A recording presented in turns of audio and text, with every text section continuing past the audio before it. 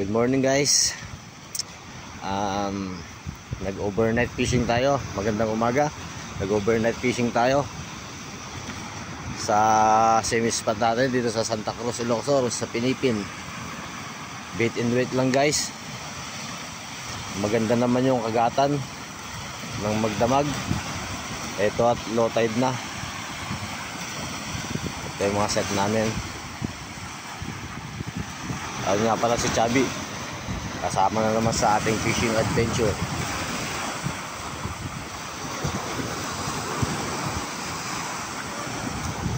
Kasama natin si Master Oliver saka yung kumpare niya. Si Master Oliver pala guys, taga Tagudin, Santa Cruz, Ilocos. Dumadayo rin sila dito sa spot ko dito sa Pinipin.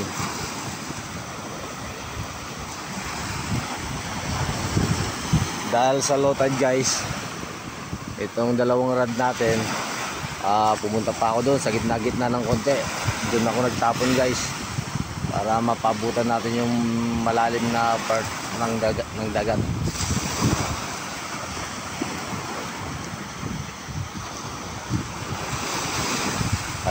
Kalmadong dagat guys. Okay naman na yung mga nahuli namin guys. Mga mamaw ng baraungan, kung tawagin sa amin, ayungin sa iba.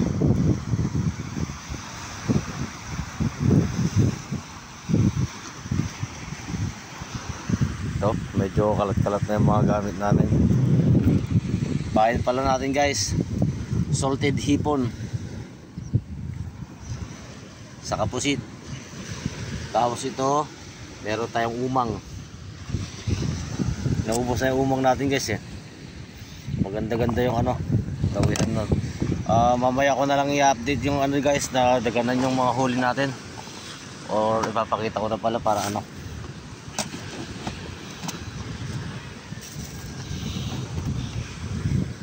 Charan. Puro tubig na lang saka Yan yung mga huli natin guys. Marami-rami rin yan sa loob. Ayan, kung titingnan nyo yung bugaong natin, malalaki. Parehas ng size. Ayan, okay naman.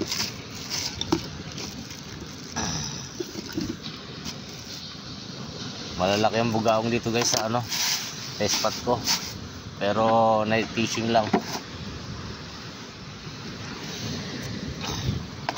Pag night fishing lang, saka ka lang makakakuha ng malalaking bugaong guys.